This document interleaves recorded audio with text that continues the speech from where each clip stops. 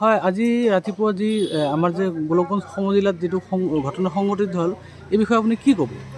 চাওক, অতি দুৰ্ভাগ্যজনক বিষয় যে গোলকগঞ্জ সমষ্টিৰ প্ৰাক্তন বিধায়ক অশ্বিনী ৰাজ চৰকাৰ ডাঙৰীয়াৰ নেতৃত্বত এটা হেৰণীয়া গুণ্ডা বাহিনীৰ দল আহি কিনে আজি মোক গোলকগঞ্জ CDC সন্মুখত মোক আক্ৰমণ কৰে আৰু গোলকগঞ্জ CDC অফিচৰ পৰা মোক গতিয়াই উলিয়াই দিয়ে অশ্বিনী ৰাজ চৰকাৰ ডাঙৰীয়াই নিজে হাতেৰে। তাৰ ভিডিঅ' ফুটেজ যদি আপোনালোকে বিচাৰে, মিডিয়াই যদি বিচাৰে, CDCৰ কেমেৰা ফুটেজ, CCTV ফুটেজৰ পৰা আপোনালোকে পাব বস্তুখিনি।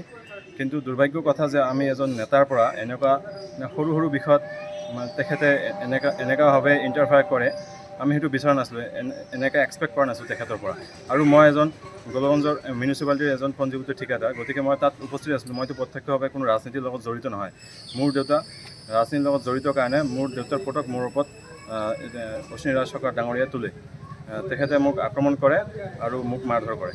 এই বিষয়ে কিবা আইনী ব্যৱস্থা ইতিমধ্যে মই গোলকগঞ্জ থানাত এজাহাৰ দাখিল কৰিছোঁ অশ্বিনী ৰাজ চৰকাৰ ডাঙৰীয়া আৰু যিকেইজনে মোক আক্ৰমণ কৰে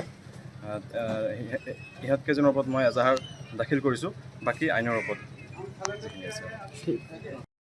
হয়, আজি ৰাতিপুৱা যি আমাৰ যে গোলকগঞ্জ সমজিলাত যিটো ঘটনা সংঘটিত হ'ল, এই বিষয়ে আপুনি কি ক'ব? চাওক, অতি দুৰ্ভাগ্যজনক বিষয় যে গোলকগঞ্জ সমষ্টিৰ প্ৰাক্তন বিধায়ক অশ্বিনী ৰাজ চৰকাৰ ডাঙৰীয়াৰ নেতৃত্বত এটা হেৰণীয়া গুণ্ডা বাহিনীৰ দল আহি কিনে আজি মোক গোলকগঞ্জ CDC সন্মুখত মোক আক্ৰমণ কৰে আৰু গোলকগঞ্জ CDCৰ অফিচৰ পৰা মোক গতিয়াই উলিয়াই দিয়ে অশ্বিনী ৰাজ চৰকাৰ ডাঙৰীয়াই নিজে হাতেৰে।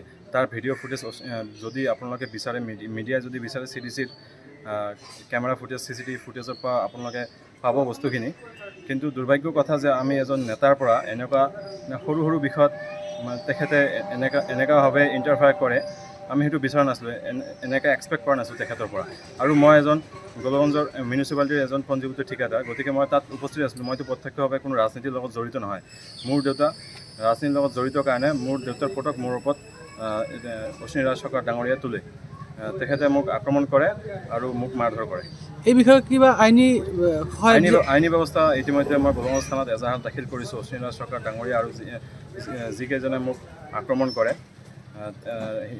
ইহঁতকেইজনৰ ওপৰত মই এজাহাৰ দাখিল কৰিছোঁ। বাকী আইনৰ ওপৰত যিখিনি আছে। হয়, আজি ৰাতিপুৱা যি আমাৰ যে গোলকগঞ্জ সমজিলাত যিটো ঘটনা সংঘটিত হ'ল, এই বিষয়ে আপুনি কি ক'ব? চাওক, অতি দুৰ্ভাগ্যজনক বিষয় যে গোলকগঞ্জ সমষ্টিৰ প্ৰাক্তন বিধায়ক অশ্বিনী ৰাজ চৰকাৰ ডাঙৰীয়াৰ নেতৃত্বত এটা হেৰণীয়া গুণ্ডা বাহিনীৰ দল আহি কিনে আজি মোক গোলকগঞ্জ CDC সন্মুখত মোক আক্ৰমণ কৰে আৰু গোলকগঞ্জ CDCৰ অফিচৰ পৰা মোক গতিয়াই উলিয়াই দিয়ে অশ্বিনী ৰাজ চৰকাৰ ডাঙৰীয়াই নিজে হাতেৰে। তাৰ ভিডিঅ' ফুটেজ যদি আপোনালোকে বিচাৰে, মিডিয়াই যদি বিচাৰে, CDCৰ কেমেৰা ফুটেজ, CCTV ফুটেজৰ পৰা আপোনালোকে পাব বস্তুখিনি। কিন্তু দুৰ্ভাগ্যৰ কথা যে আমি এজন নেতাৰ পৰা এনেকুৱা সৰু সৰু বিষয়ত তেখেতে এনেকুৱাভাৱে ইণ্টাৰফেয়াৰ কৰে, আমি সেইটো বিচৰা নাছিলোঁ, এনেকৈ এক্সপেক্ট কৰা নাছিলোঁ তেখেতৰ পৰা।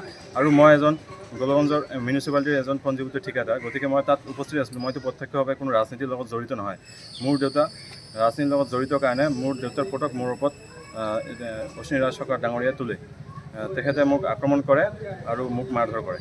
এই বিষয়ে কিবা আইনী ব্যৱস্থা ইতিমধ্যে মই গোলকগঞ্জ থানাত এজাহাৰ দাখিল কৰিছোঁ অশ্বিনী ৰাজ চৰকাৰ ডাঙৰীয়া আৰু যিকেইজনে মোক আক্ৰমণ কৰে ইহঁতকেইজনৰ ওপৰত মই এজাহাৰ দাখিল কৰিছোঁ। বাকী আইনৰ ওপৰত যিখিনি আছে। যিকোনো খবৰৰ বাবে যোগাযোগ কৰক 7099017330 লগতে 7099017110 নম্বৰত।